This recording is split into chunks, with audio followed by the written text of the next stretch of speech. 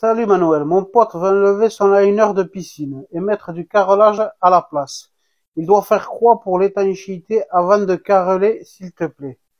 Alors Yannick, ton pote, moi je te déconseille, je te conseille rien du tout. Moi, je suis pas un expert en piscine, comme je répète, j'en ai fait qu'une et c'est la mienne.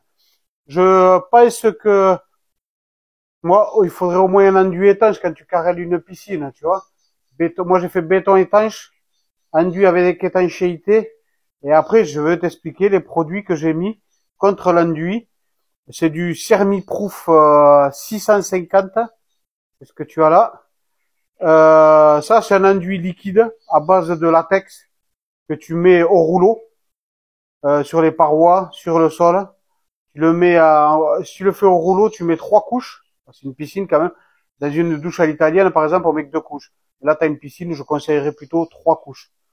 Après, dans les angles, il faut mettre des armatures, des bandes, comme celle-là, que tu mets dans tous les angles, entrant, tac, entre le sol, le mur, chaque angle de chaque mur, les escaliers, tout ça.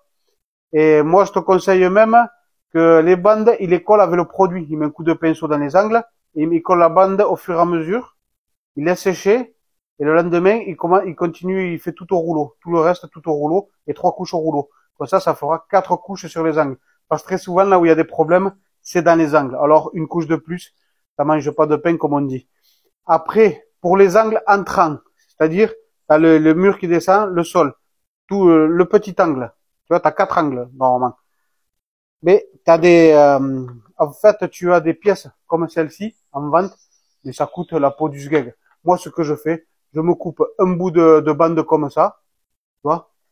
Je viens la couper comme Steven Magie, tu vois. Tu viens couper jusqu'à la moitié.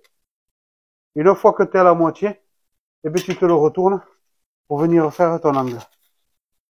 Voilà. Et là, tu as ton angle de fait. Tu as compris le truc? Et là, tu as l'angle du mur. Là, tu as un mur et le sol. Tu as compris le truc? Moi, c'est ce que je fais. J'ai jamais eu de soucis. Après, en colle, j'utilisais, moi, c'était de la Caroflex SHD, il me semble.